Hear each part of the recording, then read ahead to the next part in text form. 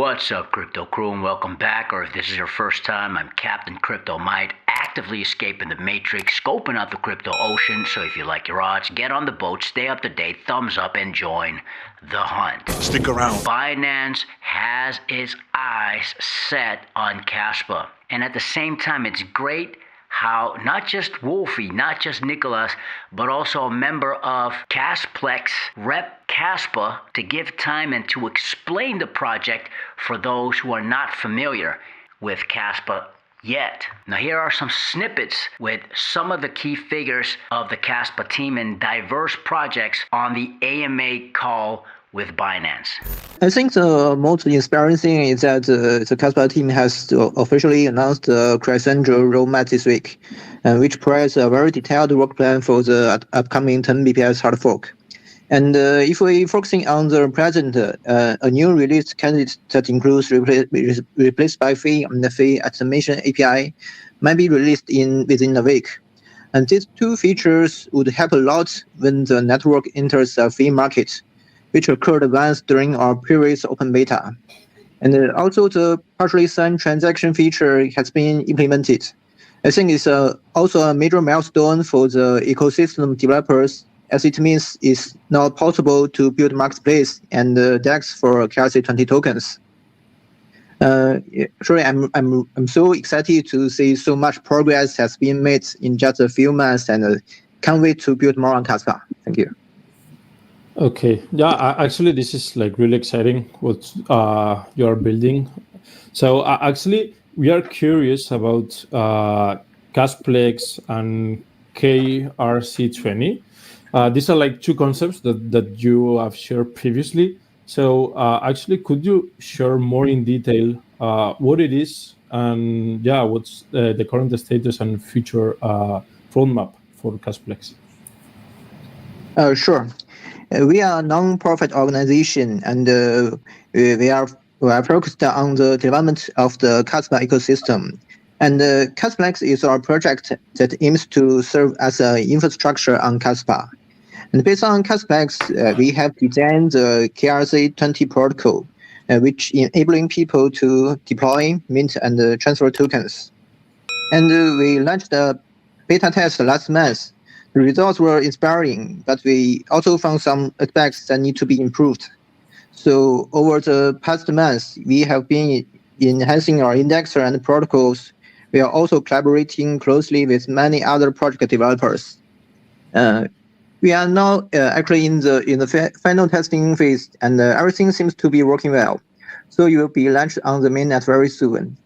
And meanwhile, we have contacted many wallet and browser developers who will soon support checking KRC-20 balance and trading it.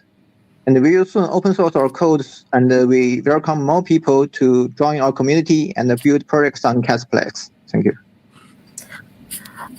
Thank you, Chris. That's actually true, what Chris and Wolfie mentioned earlier. Hard fork and that it's using the proof of work and the decentralization can actually make it possible for fairly fair usage. Could you please also explain how KRC-20 coins can improve miners' income and the overall profitability for miner perspective? We introduced an extra fee maximum to KRC-20, which means that if you want to deploy or mint a KRC-20 token, you must pay an extra gas fee. So I think the most straightforward way to explain how this can improve miners' income is with data. As I mentioned before, we launched the public test in July. Although the test lasted only 1 day, but the results were phenomenal. It generated more than 1 million transactions and cost almost 2 million KAS in gas fees, which is equal to about 25% of the daily emission in August.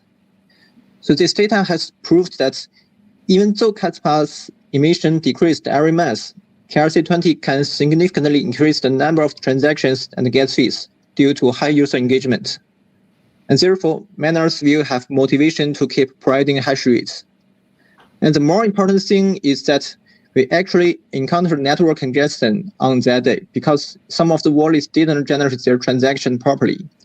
And now they have fixed it. And in the near future, a new version of Kaspa node with RBF and fee estimation will be released.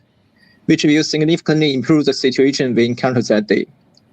So I believe when KRC-20 is released on the mainnet, it will definitely bring more value to all the ecosystem participants.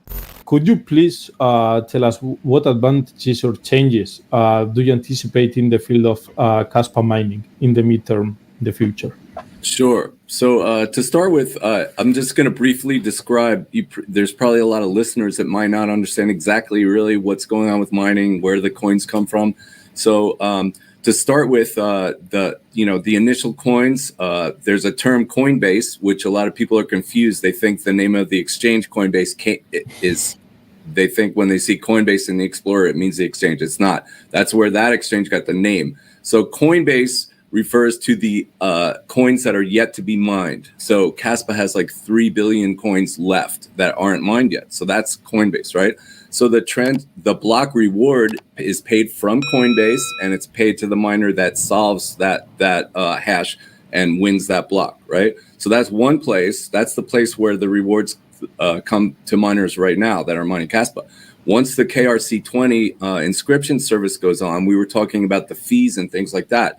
So when you send a transaction, I think of it like this: like think of a bus stop, right? So when you send a transaction, it's in the mem pool. That's the memory pool. That's the transactions that have yet to be packaged into the next block. So I think of it just like transactions waiting at a bus stop for the bus to come, right? So then when the bus comes, which is the next block, then they have to pay a ticket to get. The transaction has to pay a ticket to get on the bus. So that ticket is paid in the coin of the network, which for us, of course, is Kaspa. So and the adjustable fees is that's like you can turn up the how much you want to pay for your ticket to jump on the next block.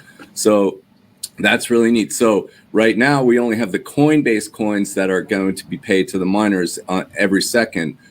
In the near future, we're going to have the transaction fees, also extra coins being paid into every block. And, so for Bitcoin, we have like a bus coming every 10 minutes. That's one block every 10 minutes. Right now, Kaspa has like an Uber coming every 1 second. And when we have the hard fork and we go to 10 blocks per second, it's going to be like 10 Ubers coming every second, picking up all of these transactions. They're all going to be paying extra to get in the block if it's a DeFi transaction on KRC-20 and cruising, and then the miners will be getting extra pay. So the revenue generation of the network for miners should be increasing nicely in the very near future.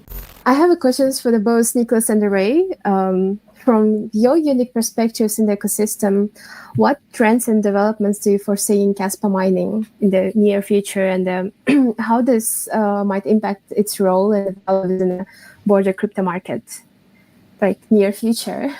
Yeah, so I mean, smart contracts, I think, are going to be like the biggest thing to happen to Kaspa eventually. And it's important to note that smart contract development is different from KasPlex, which is, inscriptions on the blockchain. Smart contracts will likely, I say likely because it's up to the community, but they'll likely be implemented via L2 rollups with sequencing and settlement done on Kaspa. So this will allow the separation of DeFi on one layer, and it will allow the settlement of traditional payments done on another layer, which will be the base settlement layer. This is important to, keep these two apart because it decreases congestion, and the L2 layers aren't detrimental to the base layer security. Once this happens, I think the tokenization of energy markets will be in huge demand for Kaspa, especially because Kaspa is itself an energy force, and it's fast enough to handle global tokenization within regenerative finance. For people that don't know, regenerative finance is like tokenization of carbon credits, energy-backed stable coins. And if this happens, Kaspa becomes more than just money. It becomes more than a settlement layer. It becomes an important part of the energy sector. And we're already seeing this now, like Wolfie mentioned earlier about the Kaspa Industrial Initiative project. All of this, crypto crew, is just a matter of time and adoption. And the Binance Kaspa special was a success as it drew quite some eyeballs. Pump it up! And this is the time where we should be studying, packing our Kaspa bags, and exude patience or long suffering. And not only so, but we glory in tribulations also, knowing that tribulation worketh patience, and patience experience, and experience hope. If you haven't already, do your research on Kaspa and pack your bags ASAP, because the Kaspa ship is about to set sail, never to return to these prices below 20 cents once the ship has sailed. Into the boat! Fix your mind before you get to the grind. And with that said, let's continue to escape the matrix. Let's continue to be on the lookout for the next big thing here on the crypto ocean, growing grace, and let's make some crypto waves. Say I.